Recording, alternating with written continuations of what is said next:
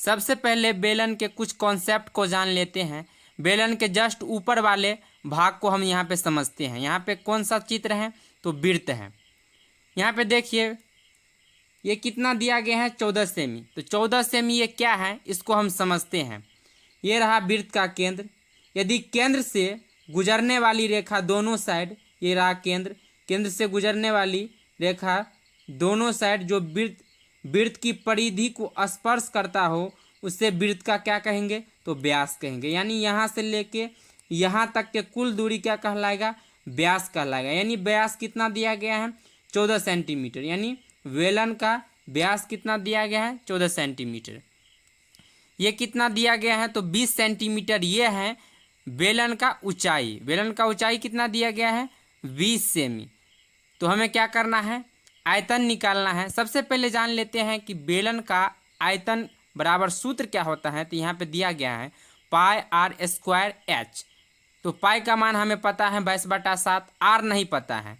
तो क्या करेंगे, हम व्यास से सबसे पहले आर निकाल लेंगे, उसके बाद तो एच पता ही है, और क्या कर लेंगे, आयतन निकाल लेंगे।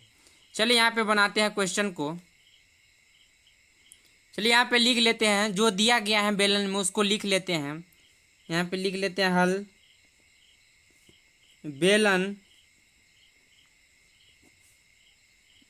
बेलन का व्यास,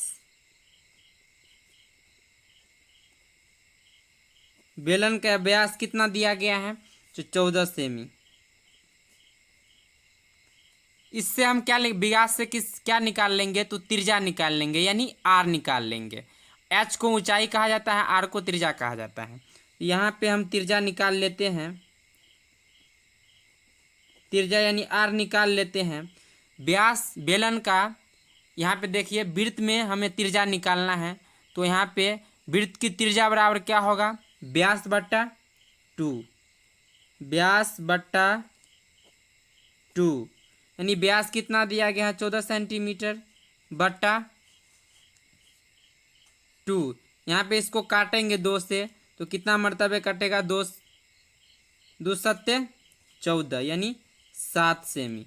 या 7 मरतबे फाइनली कट गया है। यानी वृत्त का त्रिज्या कितना निकला है, 7 सेमी। यानी आर बराबर कितना निकला है, 7 सेमी।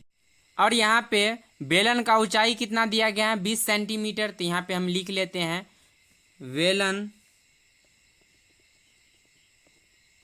बेलन की ऊंचाई, बेलन की ऊंचाई कितना दिया गया है, 20 सेंटीमीटर।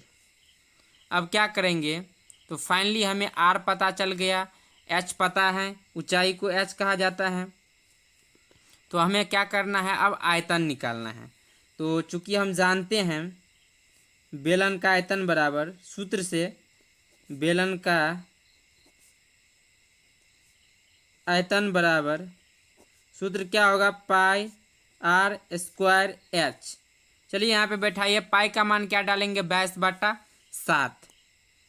पाई का मान 22/7 गुने, यहाँ पे गुना है आर स्क्वायर यानी 7 का स्क्वायर, 7 सेंटीमीटर का स्क्वायर, फिर गुने एच, यानी एच कितना दिया गया है, 20 सेंटीमीटर। अब चलिए इसको कैलकुलेशन करते हैं। 22/7 गुने 7 सेंटीमीटर स्क्वायर, यानी इसको स्क्वायर करना है, यानी 7 को 2 बार गुना करना है। तो लिख लेते हैं 7 सेंटीमीटर गुने 7 सेंटीमीटर गुने ये 20 सेंटीमीटर। अब क्या कर रहे हैं, फाइनली हम यहाँ पे काट लेंगे, क्योंकि भिन्न गुना है तो हम काट लेते हैं। ये 7 से ये 7 कैंसिल, अब तो कटने वाला नहीं है। तो क्या क्या बचा है, 22 गुने 1 सेमी, ये भी बचा है तो सेमी लिख लेते हैं, गुने 7 सेमी बचा है, गुने 20 सेमी बचा है।